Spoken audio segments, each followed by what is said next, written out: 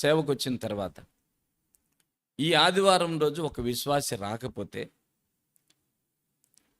సోమవారం పొద్దునపడి, అప్పుడు సెల్ ఫోన్లు లేవు, ల్యాండ్ లైన్లు కూడా లేవు, ల్యాండ్ లైన్ ఇంకా మందిరానికి పెట్టలేదు. ఈ ఆదివారం ఒక బిడ్డ గాని మందిరానికి రాకపోతే, ఇక్కడ ఎందుకు ఈ మాటలు గుర్తు, నువ్వు నీ అత్తకు చేసిందంతా నాకు తెలుసు అన్నాడు దేవుడు. ఇప్పుడు ఈ ఆదివారం కానీ మందిరానికి రాకపోతే సోమవారం పొద్దున పూట లేదు మధ్యాహ్నం లేదా రాత్రి ఖచ్చితంగా ఆ విశ్వాసి దగ్గరికి నేను వెళ్ళేవాడిని. ఎందుకు రాలేదు? రేపు ఆదివారం ఖచ్చితంగా రావాలి. ఆ దినాల్లో నన్ను అనేవాళ్ళు, ఈ వారం ఒక్కళ్ళు రాలేదంటే మళ్ళీ వచ్చే ఆదివారం మందిరంలో తెచ్చిపెట్టుకుంటాడు. అట్లాంటి పేరు పడిపోయేది. అంటే మళ్ళీ ఇప్పుడు నాకు అదే వారంలో సేవకుల మీటింగ్ వచ్చింది అనుకోండి, ఆ వ్యక్తిని పిలవకుండా, ఆ రాని వ్యక్తిని పలకరించకుండా, ఆ ఇంటికి పోకుండా నేను సేవకుల మీటింగ్కి వెళ్ళి సేవకుల మీటింగ్లో ప్రార్థన చేయటం నాకు తెలియదు.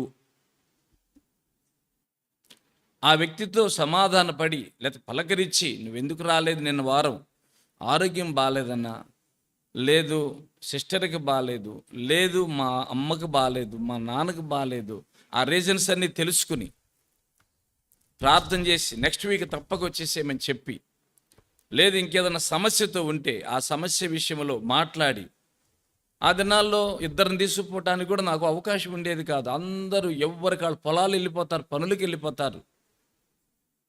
సమాధానము లేకుండా నా నోట్లోంచి ఒక చిన్న ప్రార్థన నేను సేవకుల మీటింగ్లో చేసి అడగను.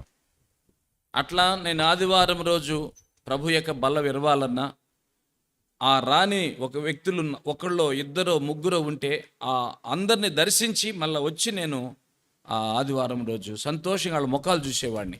నేను ఎవరెవరి దగ్గరికి వెళ్ళి వచ్చాను, వాళ్ళు వచ్చారా లేదా, సిస్టర్ వచ్చిందా, బ్రదర్ వచ్చారా లేదా, అందరి ముఖాలు చూసేవాడిని. అట్లా మందిరాన్ని ఖాళీ లేకుండా నింపుకుంటా రావటం నేను నేర్చుకున్నాను. అప్పటి నుంచి ఇప్పటికి కూడా ఆ అలవాటు నాకు పోలేదు. దీన్నేమంటారంటే, నువ్వు నీ అత్తకి చేసిందంతా నాకు తెలుసు. విశ్వాసం వేరు, నమ్మకత్వము వేరు. నమ్మకము వేరు, నమ్ముట జస్ట్ ఫెయిత్, అది నమ్మకముగా ఉండుట.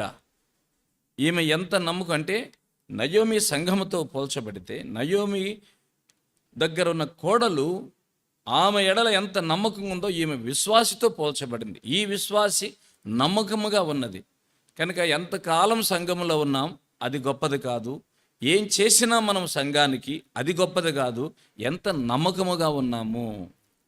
రహస్య జీవితము కానీ బహిరంగ జీవితము కానీ ఎంత నమ్మకముగా ఉన్నాము, వాక్యానికి ఎంత అనుగుణముగా జీవిస్తున్నాము, మనం నోరు తెరిచేసే ప్రార్థన ప్రభు యొద్దకు ఎంతవరకు వెళుతున్నది.